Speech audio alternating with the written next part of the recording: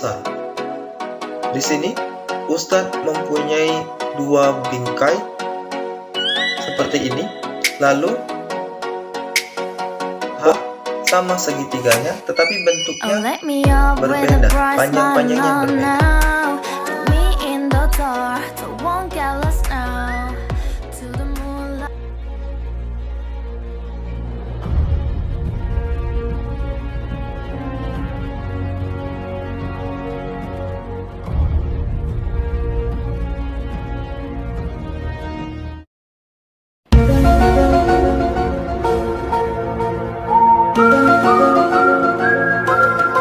Assalamualaikum warahmatullahi wabarakatuh. Alhamdulillahirabbil alamin. Bertemu kembali bersama Ustadz Arif Setiadi, Mathematic Teacher of SMP IT Islahul Ummah Prabu Muli.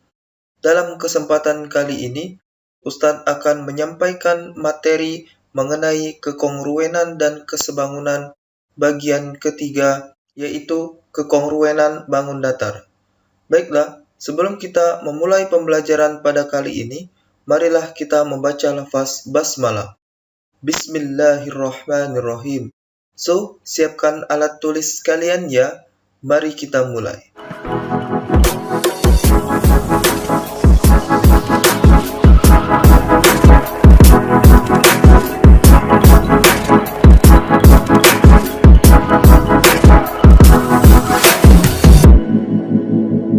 Oke, adapun tujuan pembelajaran pada kali ini, setelah menonton video ini, kalian akan bisa memahami konsep kekongruenan, mengidentifikasi dua bangun yang kongruen, menentukan panjang sisi dan besar sudut dua bangun yang kongruen.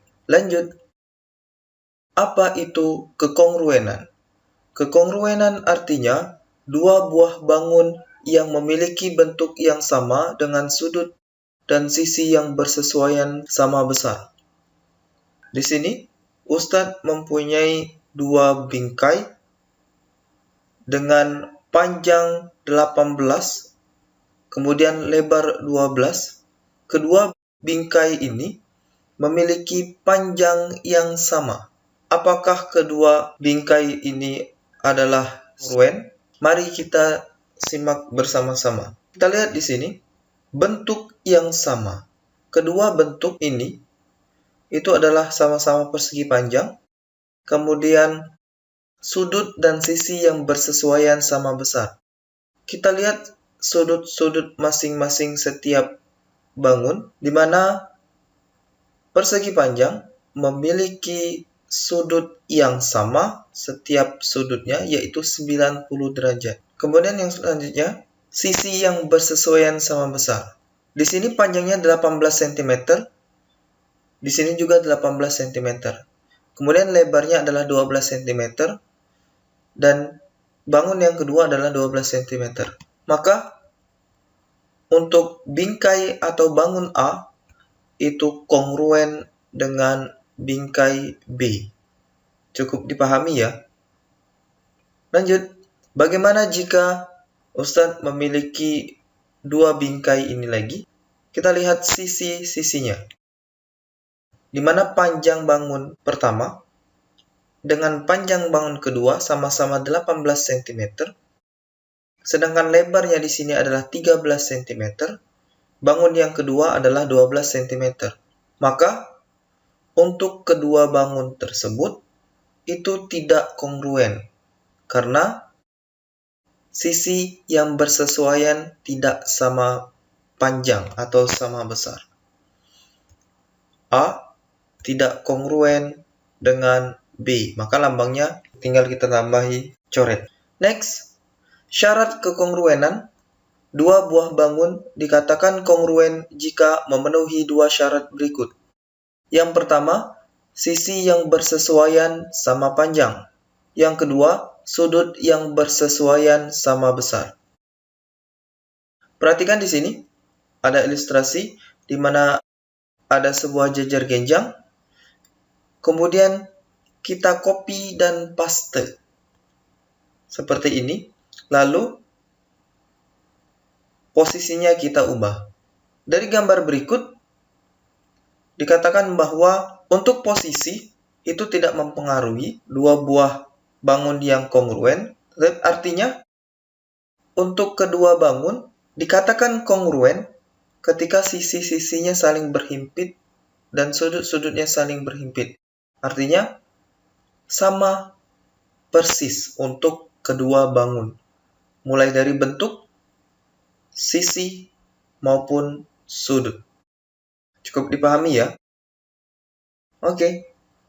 Syarat kekongruenan, kita lihat di sini. Ada dua buah trapesium. Kita lihat apakah kedua bangun tersebut adalah kongruen. Yang pertama, sisi yang bersesuaian sama panjang. Artinya kita cari dulu sisi yang bersesuaian, di mana AB itu bersesuaian dengan PQ. Ini ya. Maka AB itu sama dengan PQ. Kita lihat juga tandanya di sini. Ini mengartikan bahwa AB dan PQ itu sama panjang. Kemudian BC itu sama dengan QR. Kita lihat di sini QR, tandanya juga sama. Maka BC sama dengan QR. Kemudian CD itu sama dengan RS. Tandanya juga sama. Kemudian yang terakhir adalah DA, itu sama dengan SB. Untuk syarat yang pertama terpenuhi. Kemudian yang kedua, sudut yang bersesuaian. Di sini juga sudah ada tandanya setiap sudut ya, ada dua ini. Karena di sini sama-sama siku-siku. Jadi fokus kita ke QR. Sudut A itu sama dengan sudut P. Karena dia siku-siku. Kemudian sudut B itu sama dengan sudut Q. Kemudian sudut C itu sama dengan sudut R. Lalu untuk sudut D sama dengan sudut S karena sama-sama siku-siku. Jadi untuk ABCD itu kongruen dengan bangun PQRS. Baik, contoh soal. Perhatikan gambar berikut. Tentukan bangun-bangun yang kongruen. Di sini kita sudah bisa melihat yang mana kongruen dan yang mana tidak.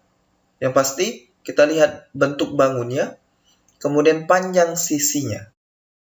Kita lihat di sini ada B, itu kongruen dengan E atau sama. Dari bentuknya sudah kelihatan dan panjangnya juga sudah kelihatan. Maka B kongruen dengan E. Kemudian ada lagi C, trapesium, itu sama dengan I. Bangunnya sama dan panjangnya sama. Maka C kongruen dengan I. Lanjut. G itu bentuk dan panjangnya sama dengan J. Sama-sama persegi panjang, maka G kongruen dengan J.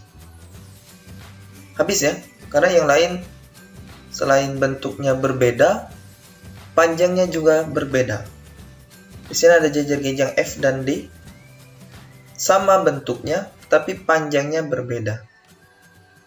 Kemudian ada H, sama segitiganya, tetapi bentuknya berbeda. Panjang-panjangnya berbeda. Lanjut. Contoh soal yang kedua. Perhatikan gambar berikut. Tentukan A sudut N dan B sudut K. Kita selesaikan. Di mana ABCD itu kongruen dengan KLMN. Mengapa demikian? Kita lihat di sana bahwasanya di sini adalah belah ketupat, di mana belah ketupat setiap sisinya itu sama. Di sini 8 cm, maka seluruh sisi adalah 8 cm. Kemudian bangun yang kedua, di sini juga sama 8 cm. Maka untuk sisi-sisinya itu semua sama. Karena AB sama dengan KL, BC sama dengan LM, CD sama dengan MN, dan DA sama dengan NK. Maka, untuk yang A, sudut N sama dengan sudut D, yaitu 45 derajat. Jadi posisinya N, itu kita putar ke atas, berlawanan arah, dia sama dengan 45 derajat, bersesuaian dengan 45 derajat. Kemudian yang B, ini 45 ya, maka N dengan L itu sama. Karena pada sifat belah ketupat, untuk sudut yang saling berhadapan itu sama besar, dan semua sisinya sama. Kemudian yang B, sudut K. Di mana sudut K, ini terletak di sini.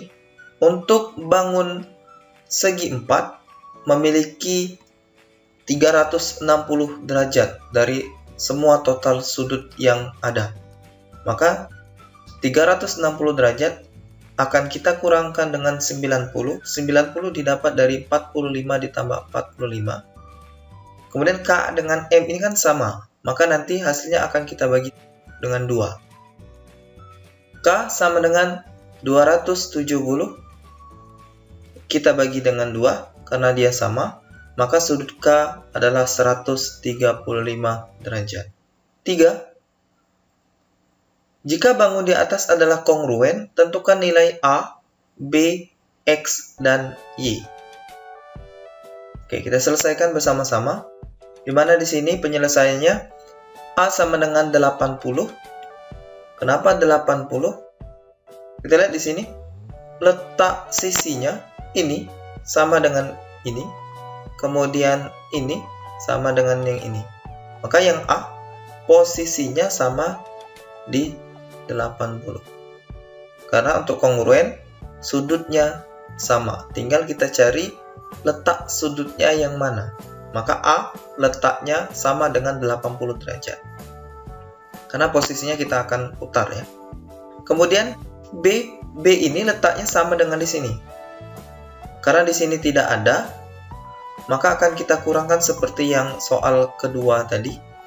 360 derajat total segi 4, semua sudutnya, akan kita kurangkan dengan semua sudut yang ada angkanya ini.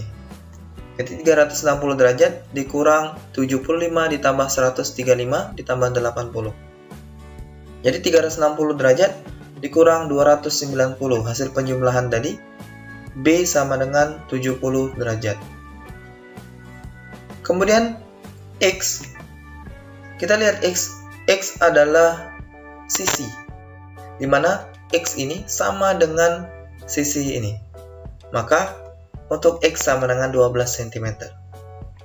Kemudian Y, 3Y di sini letaknya sama dengan 18. Maka Y, 3Y sama dengan 18. Y sama dengan 18 dibagi 3. Y sama dengan 6. Cukup mudah ya. Oke. Sekarang giliran kalian. Ada 2 soal. Silakan dikerjakan.